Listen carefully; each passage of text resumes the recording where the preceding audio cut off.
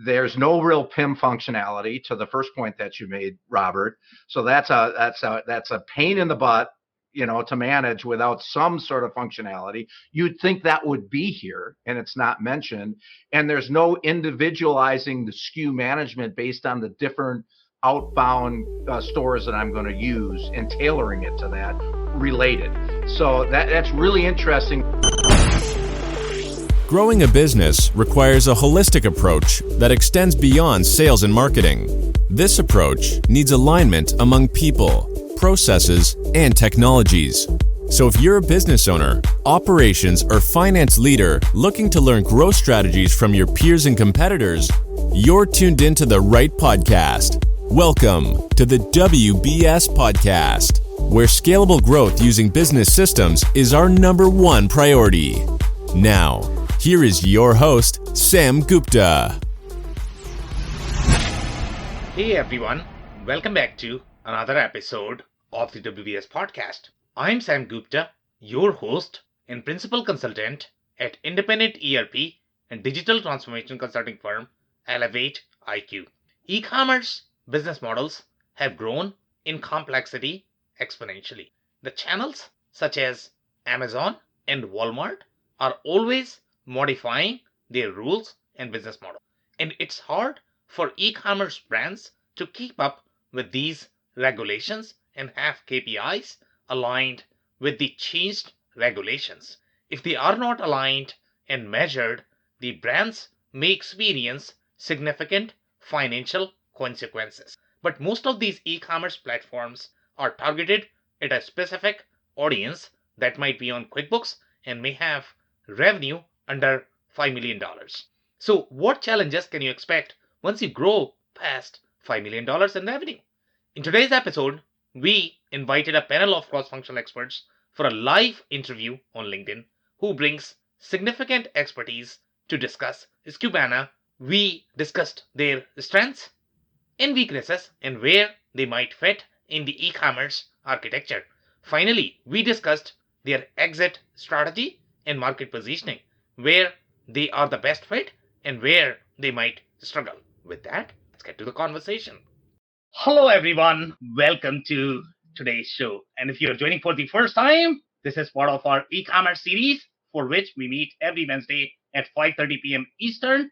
We have changed the format, so now we are going to be reviewing a vendor or the technology related to e-commerce space. And we always have an expert panel that provides the critical commentary from their experiences. Today, we have a very exciting technology. They are a very fresh startup in the e-commerce space, very popular. A lot of companies use it. It's called Skubana. So we are going to have a lot of interesting debate about the boundaries of the e-commerce versus ERP, where they overlap, what is going to be the right focus, where they are right now overall in their journey. So we are going to have a lot of fun discussing that. Before we do that, we are going to start with everybody's intro. I am going to start with my intro. If you don't know me, I am Sam Gupta. I am principal at Elevate IQ. Elevate IQ is the independent ERP and digital transformation consulting firm. And e-commerce is always the heart of everything that we do. Elevate IQ also helps with the system selection, contract negotiation, ERP implementation, e-commerce integration. On that note, I am going to move to Phil for his intro. Hi, Sam. Hi, everybody. Phil Kerper with Ringling Business Solutions. We help senior executive teams align their digital transformation plans with their core business practices and their core business strategies.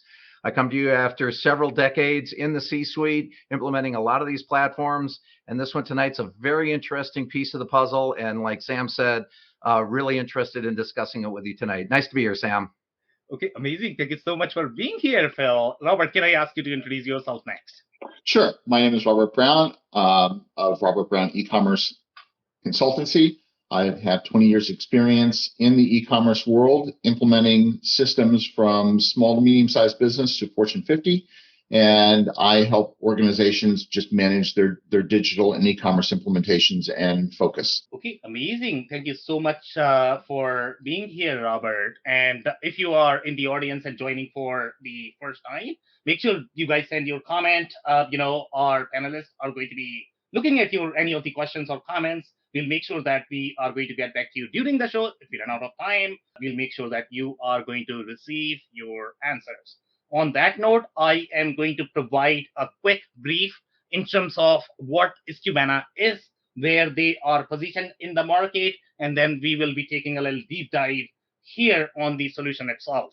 So the way they are positioned in the market, when I read their marketing positioning, their investors positioning, who is really investing in the solution, what has been their journey, how they started, how they evolved over the period of time as a product, it is a very similar story. And Phil, we have reviewed a lot of different manufacturing operations platform, and that's a very interesting term in my opinion. And the reason why I find it interesting is because it's sort of the term itself implies as if they are probably bigger than ERP, to be honest, in terms of the system boundaries. Obviously, these systems are probably not going to be as big as ERP system because they are designed for a specific purpose. So in this particular case, in my mind, when I look at any of the e-commerce operations platform, my understanding of these platform is going to be they are serving a very specific channel, a revenue channel overall from the e-commerce perspective. But then when you look at the entire architecture, obviously you are going to be relying on some other more sophisticated system that is going to be your ERP system. In the case of Skubana, okay, they are primarily in the QuickBooks ecosystem. That's what I could gather. I don't know if you guys have done any sort of research and found any other ERP ecosystem, but QuickBooks is the ecosystem that they are primarily present in. I don't know if they are in Zero, but I could not see any other sort of ERP system. So my understanding of their play is going to be they are in that, below $5 million e-commerce shops when you are going to be doing a lot of Amazon business. There are like 1 million Amazon sellers. They don't even have their website, to be honest, some of the Amazon sellers. So they require, the commerce, the operations platform, and they are going to have just one channel. All of their KPIs are going to be aligned probably just with one channel. Yes, they are going to have a lot of functionality related to your e-commerce, some overlap with WMS ERP and the ERP itself as well. But for the most part, they are really serving just one channel. So Skubana has been in the market for roughly 5-6 years, and they have done really well. They have recently exited to a company, and I am always interested in knowing, okay, who was the buyer and why did they buy? Did they buy to fill a specific hole in their portfolio? And that would speak for their position as we have reviewed some of the other platforms in the ERP or e-commerce space. So I would pause there, Phil, if you have, or Robert, if you guys have any sort of comments overall from the briefing perspective.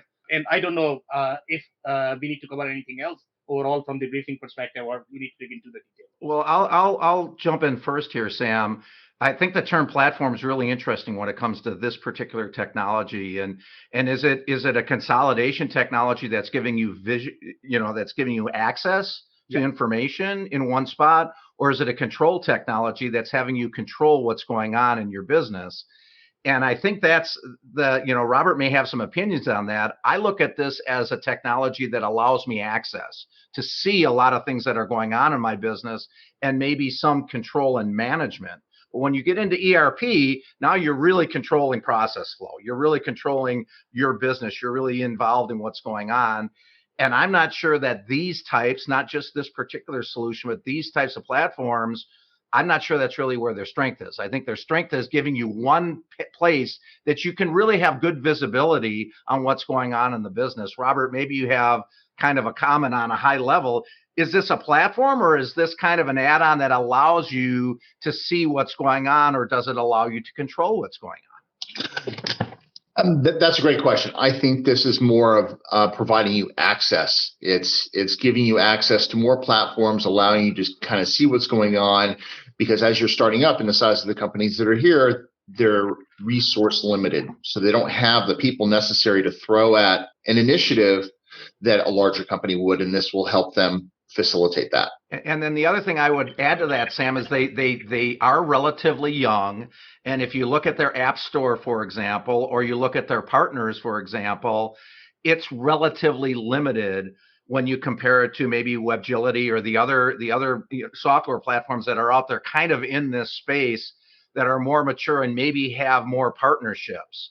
So I think that goes to what Robert just said, is this is probably a little bit more for smaller, SME or startup businesses that don't have a lot of human resource, that are looking for something just to make the access easier and to get really moving forward with their e-commerce strategy. Okay, so amazing points there, guys. And there are a lot of different layers, and that I want to make sure that we clarify those. So one of the things that you guys mentioned about this notion of platform, right? So when I think of the platform overall from the enterprise architecture perspective, in my mind, that is going to be slightly more technical platform. When I think of the platform, I am thinking of, you are Microsoft Azure, or you are some sort of iPaaS that is doing a lot of technical duties. You are trying to enable something for the business. That's how I think of the platform. The other layer that we have in the discussion is going to be the access comment that you mentioned. So when I think of the access in the architecture, I am always thinking that, okay, are you a Power BI now? When you say access, what does access mean? Access would mean that the actual data store is going to be some of your transaction systems that are going to be your e-commerce, that's going to be your ERP, that's going to be your WMS, that are processing your transaction. And then you might require some tool to be able to study, to be able to access data. So now, are they playing in that space? They are not. Okay. So in the enterprise architecture, when we look at how many systems a company typically requires, so you are going to have an ERP, you are going to have e-commerce. If you're a retail shop, you are probably going to need a POS. You are probably going to need a WMS. You are probably going to need a BI tool.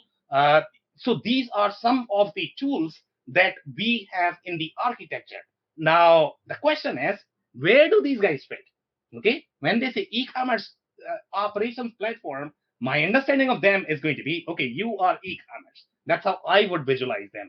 And then do you have enough boundaries set out for yourself so that, let's say, if I am trying to design my architecture, can I fit you in that e-commerce boundary? Or are you going to extend your boundary? If you are going to extend, then what is going to be my architectural hygiene? It's always, that's what I think of. I don't know if you guys are going to have any follow-up comments, but that's how I would think about them. Well, and maybe, and this issue of platform is a really interesting conversation, because it's one of those terms that's used in a variety of ways. But maybe a way, Sam, I'd be interested in your opinion. Is it a source of truth of data? Does data actually live there? And is it a source where you're actually doing transactions? Do transactions actually happen in that particular piece of software? I would say if those two things are no's, then you can't say it's a platform. And I would say in this particular case, data is really not living there. You're pulling it in, but is it source of truth? From my understanding, I would be happy to be challenged. I don't think it's a source of truth of data. I think it's an access platform that makes it easier for you to manage the e-commerce front end of your business. We're trying to draw a kind of circle around, where does this particular software live in the tech stack, in the architecture of a business? And that's a $64 question, and that's where you really have to have the right people asking the right questions. So when I take a look at, unfortunately, I haven't had a deep conversation with their implementation specialist or their sales rep, so I have not been able to ask them those detailed questions. I can only go by what I see. When you go to their app store, some of the apps listed are Bazooka Warehouse and another WMS, RF Warehouse, SkuVault. So SkuVault, I know, works specifically with Zentel. So when you look at their app marketplace, they're listing WMS. So that's telling me that if SkuVault is a WMS system, so if they're listing them, then that's saying that they offer that functionality, but maybe they're not as deep as SkuVault. And when they're talking about they provide a connection to all the marketplaces that you want to sell and all the warehouses that you want to, that's reinforcing what you were saying, Phil, in terms of this is just a place for you to bring all that information together. Right, and manage it, which is very valuable, especially if you're sitting there with all these disparate systems and all these different screens where you can pull it together. And one other thing in that same category, is that they mentioned Shopify. Shopify also lists them as an app. Yep. So there's one that also kind of focuses you on where they're placing their focus in the marketplace of Shopify customers that are looking to consolidate their back end, if you will, of being able to see what's happening with their e-commerce sales and inventory flows and those types of things, and get access and information in a common spot. And again, I almost use the word platform, but in a common spot. Yeah, it's kind of interesting, some of the apps that they have listed here. So they have the shipping apps like Ship Fusion and ShipMonk. They also have the customer service apps like Zendesk and eDesk. Yep, I saw that. Yep. So, I think, they're trying to pull in an awful lot, but how effective that is, I can't speak to. Right. Yeah. So Sam, we'll let you take back over here. Yeah, so some quick comments, guys, based on what you guys were talking about. So they are definitely going to be source of truth, Phil, based on your comment. Now, the question is going to be, okay, how long can you afford to have them as source of truth? Okay, so when I say how long, meaning, are you running a $10 million company? Are you running a $5 million company? Are you running a $500 million company? Okay, so when you are a $5 million company and you treat your accounting as your stepchild, that's where you are going to have your QuickBooks, right? Because accounting is not as important for you. You are running your operations. That's where this is really going to shine, because all of your operations and the e-commerce sitting in one platform, and then you are figuring out accounting later on. So for those companies, this is a great platform because they are able to manage. And in that case, it is going to be source of truth. Okay. But then, once you grow to, let's say, $8 million, $10 million revenue, and when you are going to have a lot more channels than just your Amazon, FBA, FBM, the DTC, and then if you are going to be integrating through EDI, that's where you are going to see real challenge with the platform. So their play is going to be in that $5-ish million range, and they are trying to act as the ERP. They have literally used the word ERP. So they are not just the access platform. They are positioning themselves as the ERP. The only reason why we did not cover them as the ERP in our ERP show is because they are not an ERP. Okay.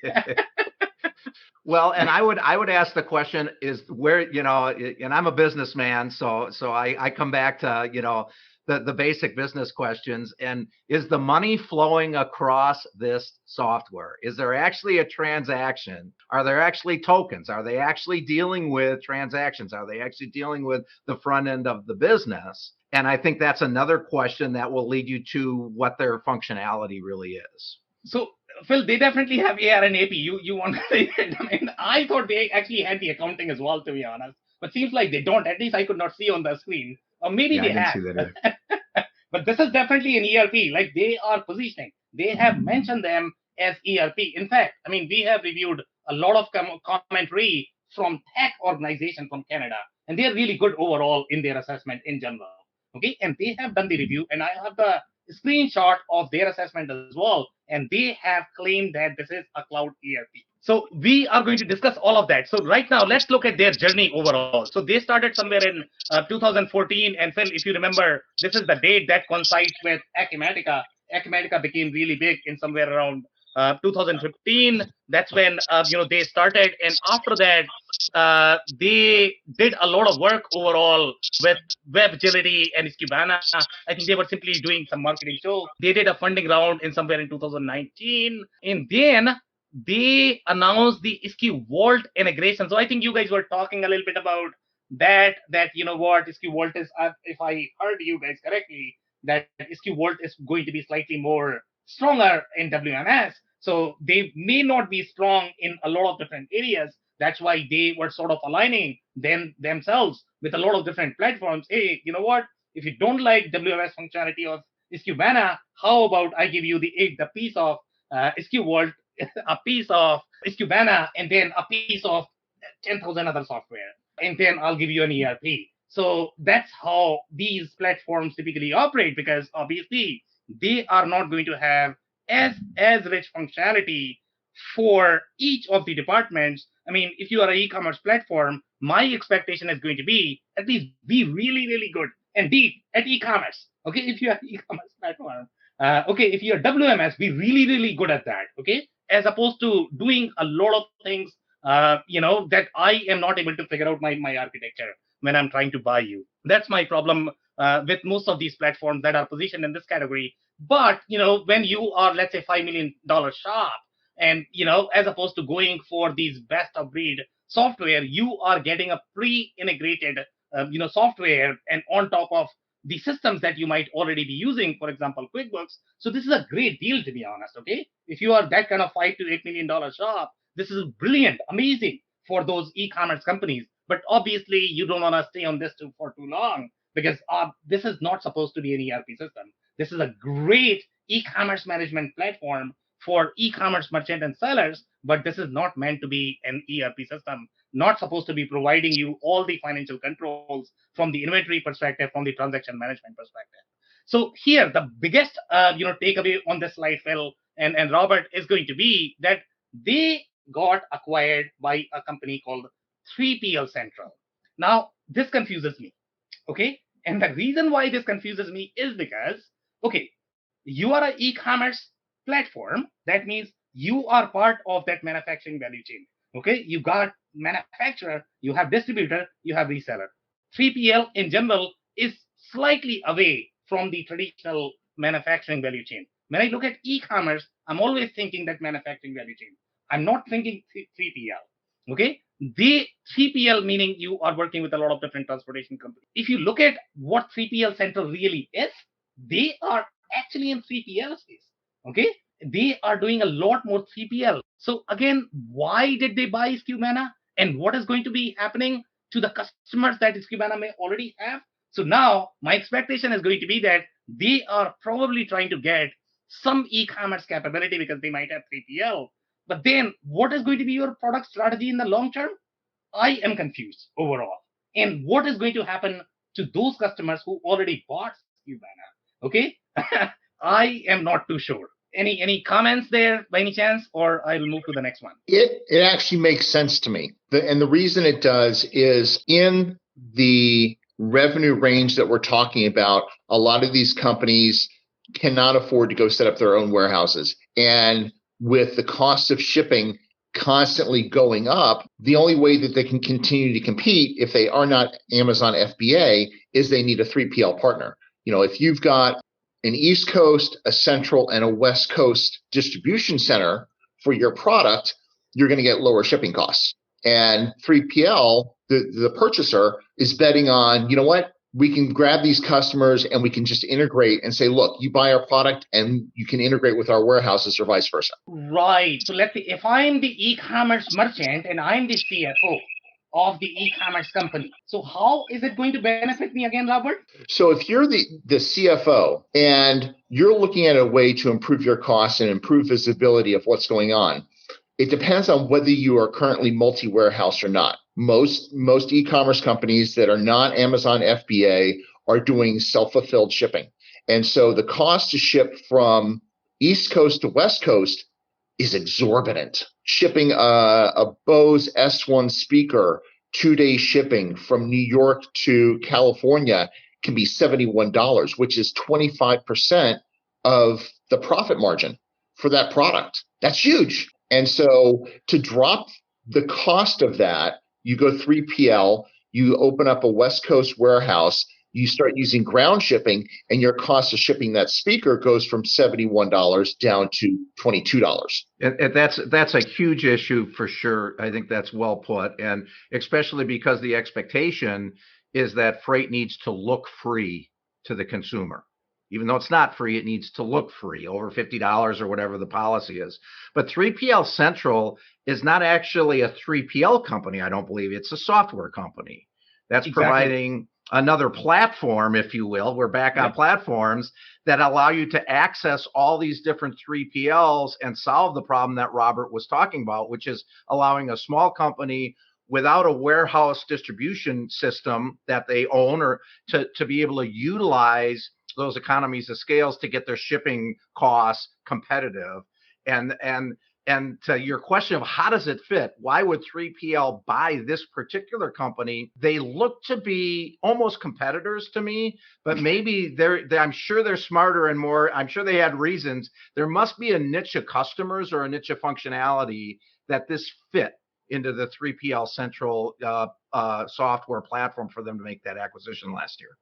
So the customers that 3PL, my understanding of their customer is going to be, they are probably going to go after some of these 3PL shops, and these 3PL shops provide the fulfillment support for the e-commerce merchants that might be doing drop shipping. Okay, that's their target market. For Skubana, the target market was the real merchants. Okay, so the customer base was different. So how are those two going to fit again? So is 3PL going to target more customers in the commerce market, Phil, or I'm not too sure there. I don't have that answer. I would say I would go to just theory on this, and typically an acquisition is done either to buy customers and market space or to buy functionality product. So they're one of those two things typically drives an acquisition. So you mentioned the customer space. Maybe there's a niche they have, or maybe there's some functionality product that they have that adds to the 3PL central portfolio. So I don't know that's for a fact, but those are kind of two common reasons that you would buy a company. Okay, amazing. So guys, let's look at 3PL. So Phil, as you correctly pointed out, that 3PL is really in that software space, and they are really providing the software for those 3PL facilities. And I am still very confused overall. What is their corporate strategy is going to be? Are they trying to attack new customer? Are they going to kill that market? Are they only going to utilize the software pieces that were good at warehouse management, and they are going to get rid of the other functionality that Skubana was trying to target? Because obviously they were trying to go all over the place. And when you are trying to go all over the place, sometimes it could be very confusing. The product development is going to be much higher. The cost of product development is going to be much higher because you are trying to develop a lot of different features. And I don't know if customers were really utilizing all of that. So when you go deep in a specific market, obviously you are going to have far more success. So here in this particular case, we have a little understanding of 3PL, what their strategy was. So I'm going to keep moving on the other slides. So here, one of the things that I could find is they really integrate with a lot of different platforms, but for the most part, they all are going to be the apps that are going to be sitting on top of either Shopify ecosystem or it is going to be the QuickBooks ecosystem. Those are the apps that they were trying to target. But I mean, one of the advantage that you are going to get as part of this is these apps are going to be pre-integrated, or you need to integrate, and we are going to validate that with some of the reviews that we have, from the users in terms of what was their experience. But my understanding here is going to be that one of the advantage is going with Skubana is going to be that all of those apps are probably going to be pre-integrated for you, so that you don't have to spend money, as Phil, you correctly pointed out, in integrating the WMS, the e-commerce, and then all of these channels that you have from the Amazon space. Based on their customer targets and the reviews that are out there as well, they're cost effective. If you look at the alternatives to these guys, it typically says more expensive. So they are trying to make this very cost effective for the customer who's just getting in to automating their work in this space. So let's look at go ahead, Robert.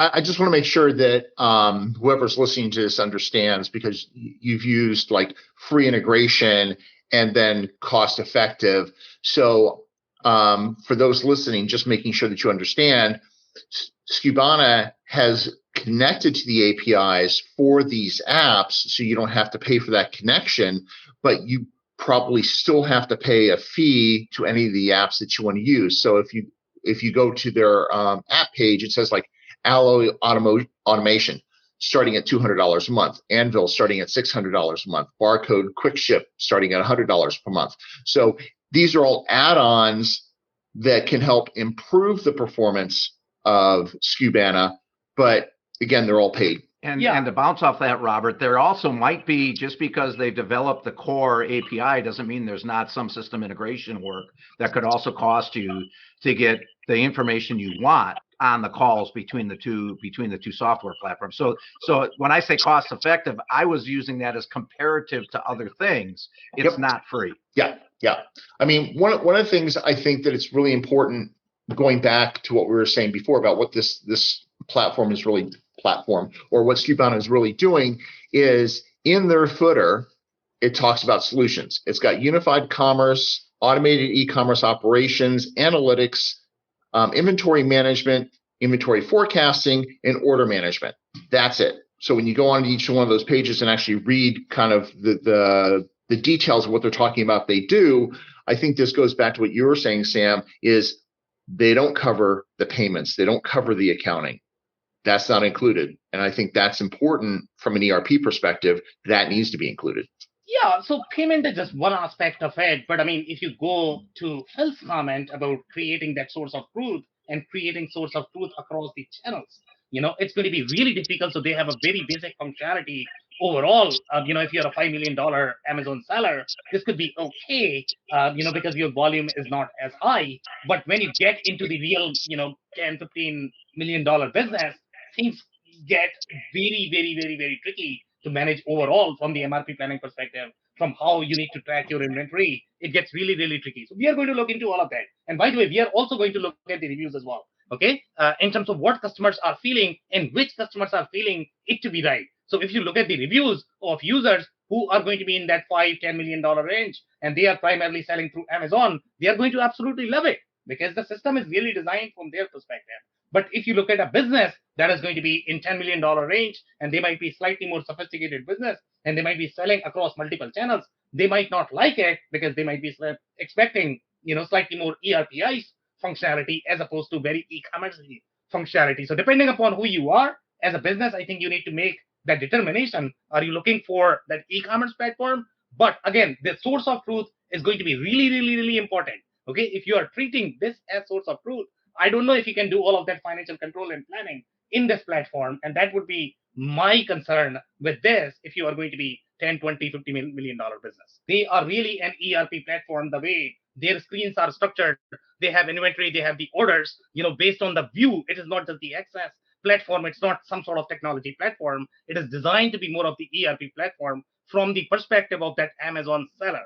That's what they are trying to do here. So they have the orders, they have inventory, purchasing, shipment, customers. I don't see accounting, even though they are calling themselves as the ERP platform. I could not see in any of the demos if they also cover the accounting. Typically, in my mind, when I look at the ERP system, it's going to be, okay, your financial processes are going to be deeply integrated with your commerce and distribution process. That's what ERP means. So I don't know if they are full-blown ERP system. But I do think that if based on this screen, and I'm making the assumption that there's good functionality where all those arrows are pointing, you could combine this with a QuickBooks financial platform and have a pretty nice system for a business that's starting to scale, like you said, Sam, from 1 million, 10 million, whatever those magic numbers are.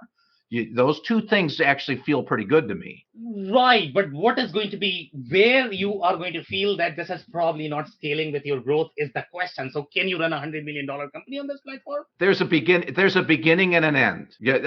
This is the type of thing that could really be helpful early, but then probably at some point you're going to outgrow it. But that might be more than the dollars. That also might be the velocity, the type of business. If you're expanding to different channels, if you're starting to manage more complex inventory platforms versus having your basically a distribution platform using 3PLs. So if it's a relatively reasonable sized business with a relatively straightforward channel to market, then I can see putting this on top of a financial system and having a pretty nice basis to run a business. Robert, I don't know if you have some opinions on that, but it's not a bad spot. They've got, if that's their lane, it's a pretty good lane. No, I think that you're right.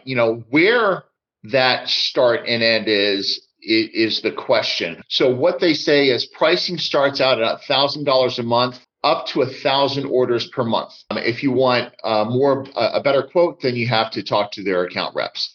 So if you're doing more than let's say that you're doing 10,000 orders a month, Is that in your ballpark financially? Is that what you're expecting? And is this going to help you get to the next level? Because that's really what you want to do. You're willing to pay for tools that'll get you to where you want to go, right? And so I think that's a great point, because it's probably more about how many SKUs are you trying to manage and what's the velocity. In other words, how many orders per month are you trying to manage?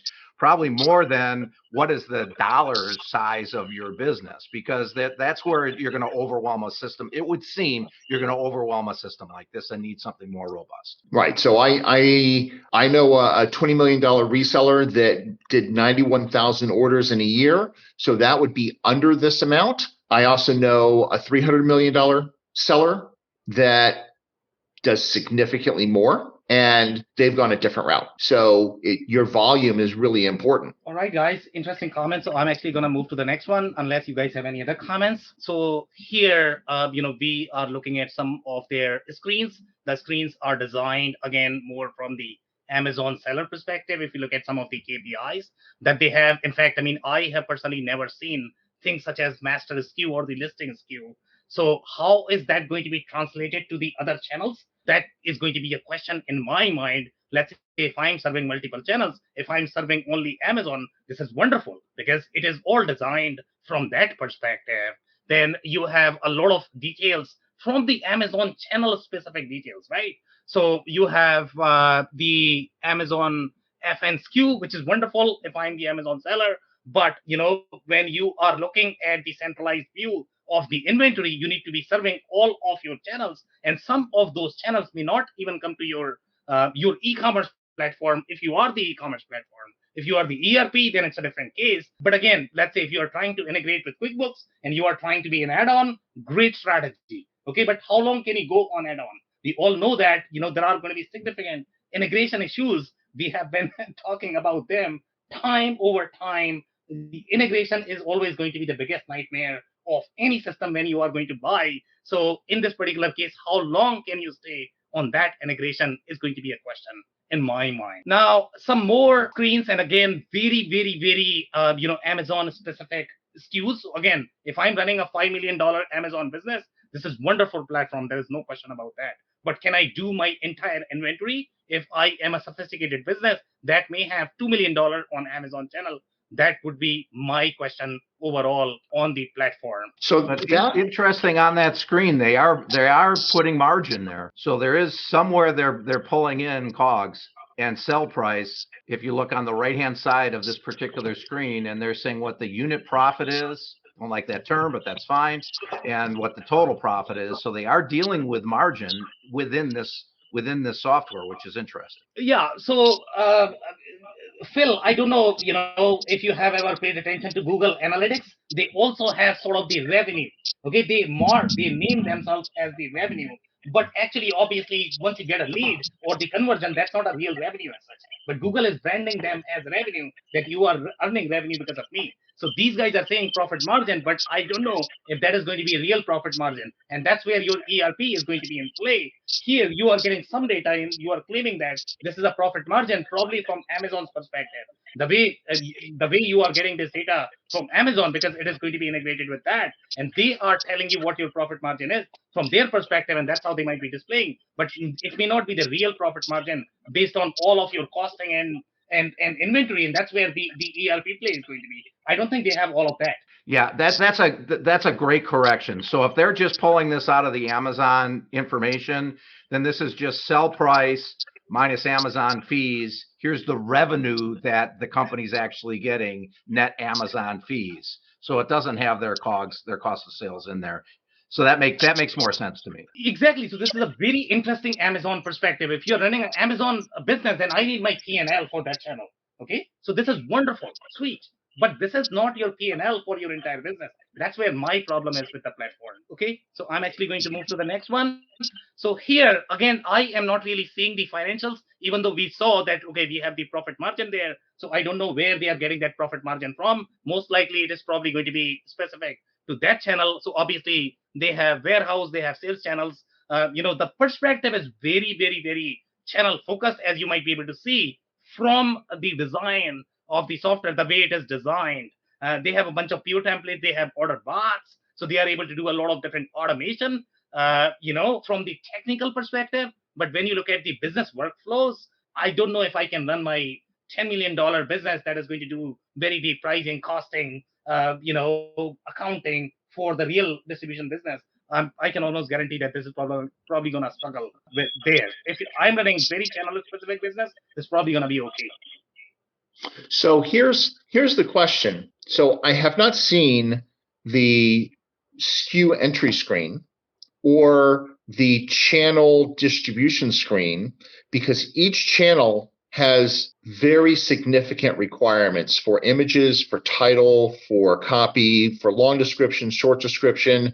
When you're running sales, is there a start sale date, end sale date, discounts, things like that? I haven't seen any of that. And so when you're a small seller, let's say you're just on Amazon, when you're a small seller, you've learned that doing your SEO aggressively on the title and on the content, the A+ content, and having great images, the images specific to the Amazon size is what helps you sell more. So it's very SKU dependent. So it's you're down in the weeds, right? And so if you're going to add another channel, let's say that you go to Walmart, the image and the text description sizes are different than Amazon. So you can't just say, let me take the Amazon content and shift that to Walmart. They're different. And you need to be able to take advantage of that. So if you're doing the big blast approach, you're making your revenue based on large SKU count as opposed to increasing your profit per SKU. So, Robert, that's where my take is going to be that if you are an e-commerce platform, you should have those feature sets, because that's where the e-commerce platforms really shine. So they probably don't have all of that. They have a lot more operational functionality where they are not going to be as strong. You are not going to be as strong as an ERP when you are going to be doing the costing, the profit margin, the way Phil described, the real P&L of your business. You will not be able to do all of that. Okay? So you are better off doing all of what you described, and that should be part of the e-commerce platform. And that's where my problem is. Okay, are you an e-commerce platform? Are you an ERP? What are you in my architecture is my question. And that's where I'll be confused as well. But it's a really good point that both of you made, that it's one thing to say I'm just going to go on Amazon. It's another thing to say that I'm going to try to market on multiple outbound stores, if you will. There's no real PIM functionality, to the first point that you made, Robert. So that's a pain in the butt, to manage without some sort of functionality. You'd think that would be here, and it's not mentioned. And there's no individualizing the SKU management based on the different outbound stores that I'm going to use and tailoring it to that related. So that's really interesting, that given that they're trying to put themselves there, they're almost saying, I'm great to sell on Amazon, but if you want to sell on Amazon and Walmart and Target and all of these, it doesn't give you the functionality that makes your life a lot easier. I thought that was a really good point. And to your point about PIM, they also don't seem to have the DAM, right? The digital asset management pulling from that. So it seems to be one store or one set of data per SKU, and it gets distributed everywhere. All right, guys, great commentary there. So as you might be able to see, if you look at the inventory functionality, they have a lot. If you think the depth of the sort of the MRP function, okay, you are going to find a lot of different features that you will find in your ERP. But again, are you going to be able to get the same MRP experience that you are going to get from your ERP? Because that is going to have your costing, pricing, everything integrated as part of one, and all of the channels are going to go from there. So again, this is great if you are the Amazon seller, but if you are running your full-blown business, I don't know if you can really do that. And again, we are going to check some of the reviews. So let me move on to the next one. So here, this is the commentary. I guess this is coming from Tech Organization. And Phil, as you can clearly see here, they have called this as cloud-based ERP system. And in my mind, I don't see this as the ERP system. And the reason for that is because the financial processes are not necessarily built as part of the system.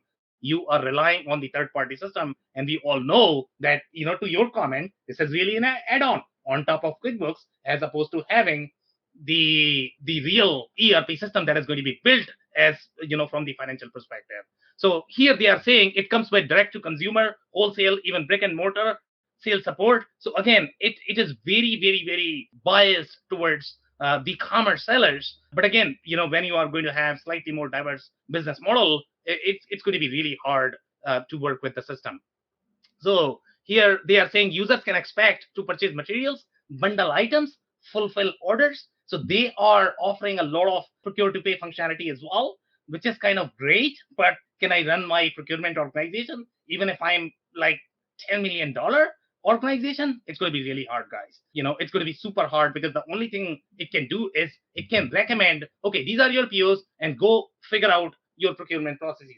That's not how procurement runs. Okay, procurement typically has far deeper needs in general. The way they are going to be, structuring their buyers, the way the vendor hierarchy is going to be inside their operational system, it gets very complicated.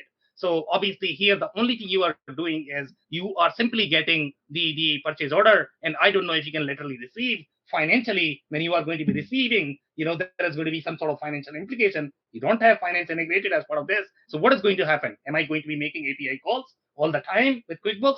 I can see a lot of issues there. But again, if you are a $5 million business, great solution. But let's say if you are going to be 10, 20, whatever, then I don't know if this is going to work. So here they are saying conveniently browse a wide range of available third-party integration, enhancing their reach capabilities. We saw that they have a lot of different apps and the integrations. And then they are saying it allows organizations to list their goods on multiple sales channels. I think that's where their sweet spot is. But Robert, to your point, I think they are going to struggle with that PIM functionality. And that is going to be, in my mind, if you are the e-commerce platform, you should probably build a far deeper functionality there, as opposed to trying to be an ERP system when you are really not an ERP system. Then they are saying the system's intelligent ordering tools help users avoid costly over and under ordering scenarios that can hurt productivity. And again, this is very MRP. Okay, MRP is a very, very, very deep ERP functionality, and typically they are going to have very different hierarchies in the way these queues are going to be structured. All of that is not going to be part of this. And sure, again, if you are running the MRP for $5 million business, that's going to be okay. 10, $15 million, I'm not too sure. Then they are saying with the integration platform Zapier is the integration platform that they are using, and typically that is used in the QuickBooks and the Shopify ecosystem. For the smaller sellers, that is not designed to be doing the enterprise integration. When you get into the real enterprise integration, where you have to make sure each of the messages that you are sending across the system needs to be tracked, okay, from the transactional integrity perspective. I don't know if Zapier is really designed for that. Zapier is great when you are integrating two websites and you don't really care, whether you are going to lose one message.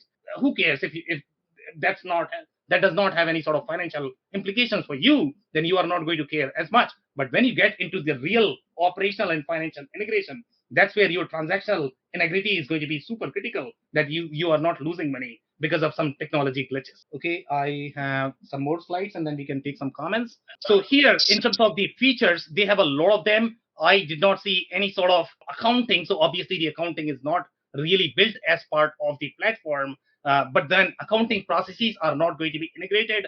The costing is going to be tricky. I don't know how they are going to be doing the real receiving. I don't know if they have that. So that would be my concern overall when you are going to grow. Again, if you are an Amazon seller, $5 million business, great platform, but not beyond that point, I guess. So let's check some of the reviews in terms of what users are saying. So here in the reviews, this is the 11 to 50 employees. It's the internet company, which would mean they are commerce shop. So here they are saying, this is 3 years ago, by the way.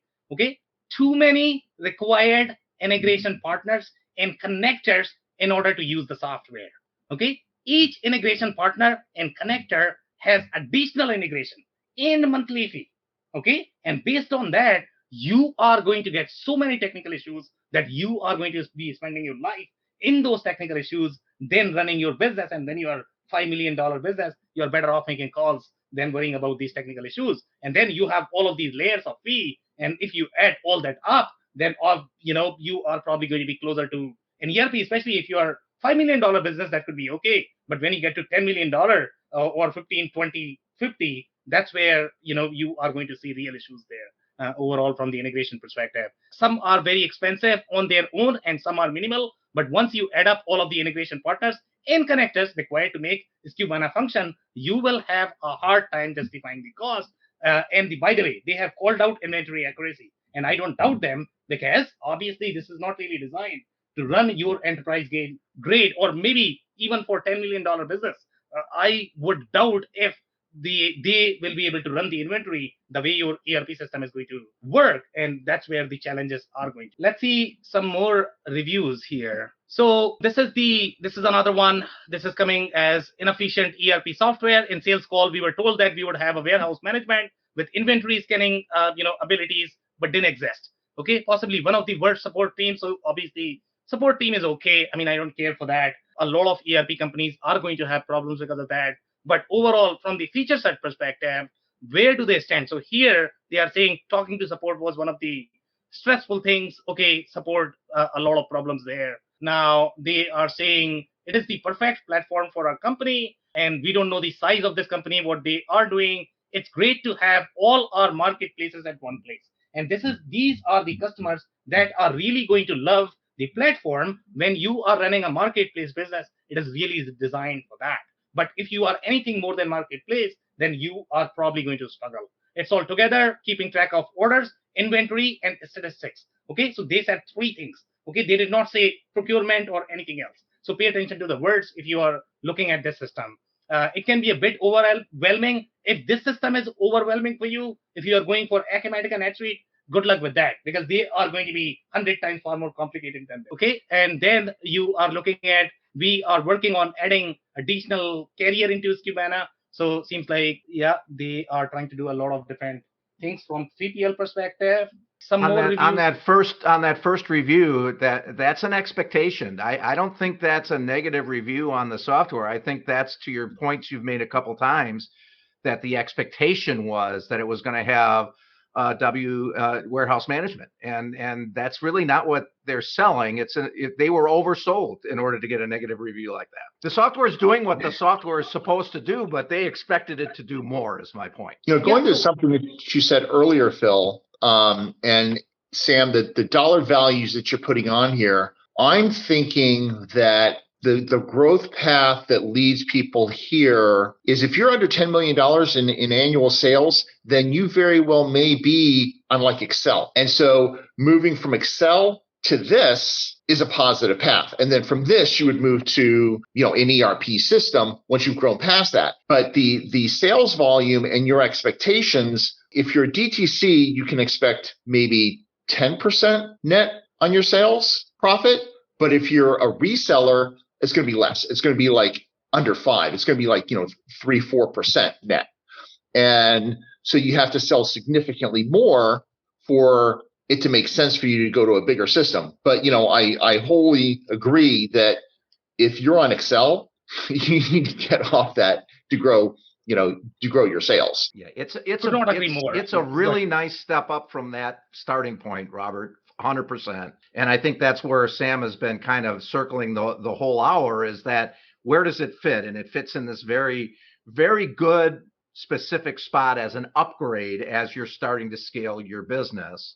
And then the question that we've been trying to grapple with is, where do you hit your head? Where's the ceiling on this? And the fact that they are so focused on Amazon versus focused on managing multiple front-end platforms, for me, is the surprise.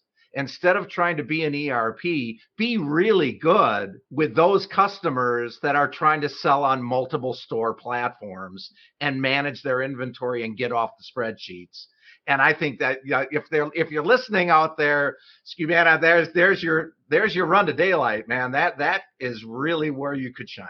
Phil, I have to agree with you, and I think the upper end is when they start to feel the pain in multi-channel and don't have access to a PIM or a DAM. I really think this is an interesting software platform, if you will.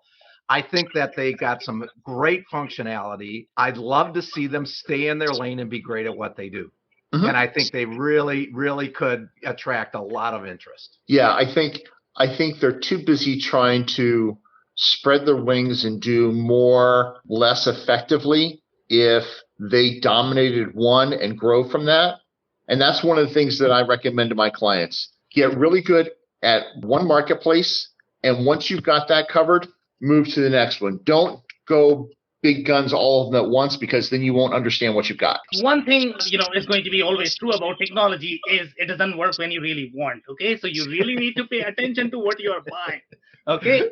Irrespective of the sales claims that these companies are going to make.